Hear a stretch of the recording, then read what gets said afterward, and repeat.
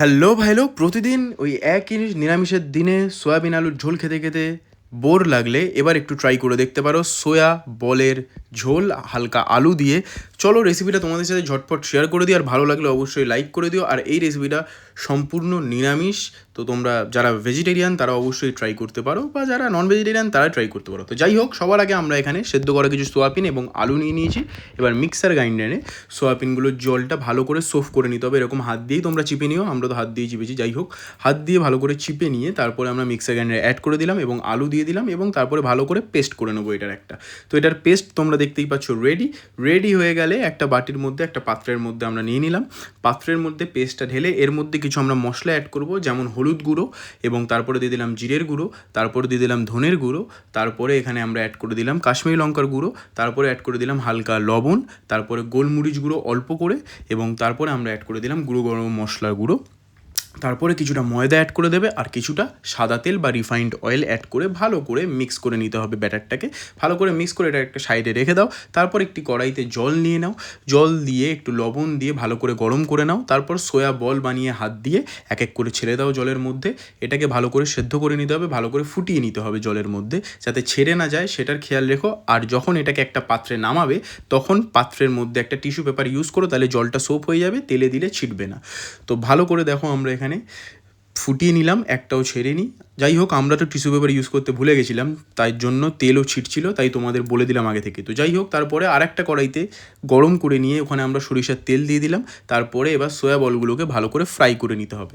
ভালো করে ফ্রাই করে নেবে। ভালো করে ফ্রাই হয়ে গেলে আরেকটা কথা তোমাদের টিপস আমি দিয়ে দিই সেখানে, সেটা হচ্ছে তোমরা সয়াবিনগুলোকে শুধু জলে ভিজিয়েও রাখতে পারো, তাহলে এরকম যে হালকা হালকা ঘেটে যাচ্ছিলো সেটাও তোমাদের ঘাটবে না। ওকে, তো যাই হোক, আমরা এখানে প্রেসারে সিটি মেরে ভুল করেছিলাম, সেটা রান্না করতে গিয়ে বুঝতে পারলাম। তো যাই হোক, তা আমরা এখানে ভালো করে ভেজে নেওয়ার পর পিস পিস করে রাখা আলুগুলোকেও এখানে একটু লাল লাল করে ফ্রাই করে নিতে হবে। লাল লাল করে একদম ফ্রাই করে আমরা আরেকটা পাত্রে তুলে নিয়ে নেব। দেখো লাল লাল করে ফ্রাই হয়ে গেছে, এবার আমরা একটা পাত্রে আবার তুলে নিলাম।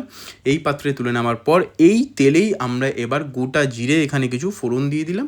তারপরে আমরা এখানে চালমগজ এবং তার সাথে টমেটো বাটা অ্যাড করে দিলাম। তোমরা এখানে কাজু বাদামও অ্যাড করে দিতে পারো বেটে নিয়ে। তারপরে আমরা এখানে আদার পেস্ট দিয়ে দিলাম। আদার পেস্ট দিয়ে একটু ভালো করে কষিয়ে নিলাম। কষিয়ে নেওয়ার পর আমরা এখানে আবার কিছু গুঁড়ো মশলা অ্যাড করতে চলেছি, যেমন হলুদ গুঁড়ো, তার সাথে আমরা দিয়ে দেবো জিরার গুঁড়ো, তার সাথে আমরা দিয়ে দেবো কিছুটা পরিমাণে এবার ধনের গুঁড়ো। ধনের গুঁড়োও কিছুটা পরিমাণ দিয়ে দেওয়ার পর আর একটাই গুঁড়ো বাকি, সেটা হচ্ছে লঙ্কার গুঁড়ো। এবার এখানে নর্মাল লঙ্কার গুঁড়ো বা কাশ্মীরি লঙ্কার গুঁড়ো তোমরা অ্যাড করতে পারো। নর্মাল লঙ্কা গুঁড়ো দিলে একটু ঝালঝাল হবে, এটাই হচ্ছে ব্যাপার। তো আমরা এবার মশলাগুলোকে ভালোভাবে কষিয়ে নেওয়ার পর ফেটিয়ে রাখা টক দই আমরা অ্যাড করে দিলাম। তাহলে এবার চারিদিক দিয়ে ঝোলটা বা তেলটা হালকা হালকা বেরিয়ে আসবে, তোমরা দেখতেই পাবে একটু পরে। তো দেখো তেলটা বেরিয়ে এসছে, এবার আমরা ভেজে রাখা আলুটা দিয়ে দেবো। ভেজে রাখা আলু দেওয়ার পর এবার ভালো করে কষে নিতে হবে। সোয়া বল কিন্তু রেডি, প্রায় আমাদের 90% রেডি, তাই আলুগুলোকে এবার বানিয়ে নিতে হবে। এবার পরিমাণ মতো লবণ দিয়ে দিলাম কষিয়ে নেওয়ার পর, আর যতটা পরিমাণে জল লাগে আমরা ততটাই দেবো, যতটা পরিমাণে আলু সেদ্ধ হয়, আর যতটা পরিমাণে গ্রেভি লাগবে ততটা পরিমাণে আমরা শুকিয়ে নেব। তো এখানে জল দিয়ে ভালো করে আগে ফুটিয়ে সেদ্ধ করে নিতে হবে। আলুগুলোর ভেতর যাতে সব মশলা পরিপূর্ণভাবে ঢোকে সেটাও দেখতে হবে। আলু এখানে সেদ্ধ কমপ্লিট, এবং এবার আমরা দিয়ে দিলাম সয়া বলগুলো এক এক করে, এবার আমরা ঝোলের মধ্যে অ্যাড করে দিলাম। দিয়ে এবার একটু ভালো করে নেড়ে নিতে হবে। নেড়ে নিয়ে যতটা ঝোল লাগবে সেই অনুযায়ী তোমরা গ্রেভিটা কমিয়ে নেবে। তারপরে গুঁড়ো গরম মশলা ওপর দিয়ে ছড়িয়ে দাও, আর তারপরে 1 চামচ ঘি তোমরা এখানে অ্যাড করে দাও, তাহলে একটা দুর্দান্ত গন্ধ আর দুর্দান্ত ফ্লেভারও আসে খাবারের মধ্যে। আর ব্যাস এইটুকু করলেই তোমাদের সয়া বলের কারি ইজ রেডি। ভাত দিয়ে বা রুটি দিয়ে জমে ক্ষীর নিরামিষ উপভোগ করো খুব ভালোভাবে। বাই, দেখা হচ্ছে নেক্সট খাওয়া দাওয়ার রেসিপিতে।